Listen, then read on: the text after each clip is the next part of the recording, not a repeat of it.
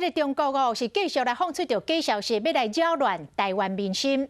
中国的网络媒体来报讲，台湾的故宫有70万件的文物，讲故宫检出着上有价值的9万件，要转到美国甲日本来寻求保护。故宫博物院是出面来反驳，讲这是假消息。 翡翠天然的色水雕刻出白菜形，甚至包括清代历史。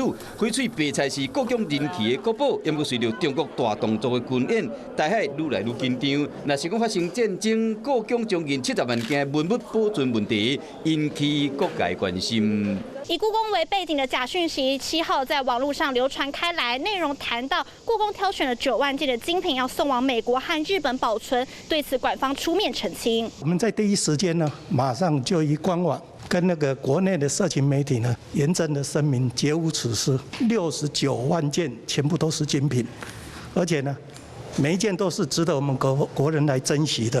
讲这是假消息以外，洪城讲7月底，故宫配合立法院要求，有进行故宫的文物拄到战争的演练。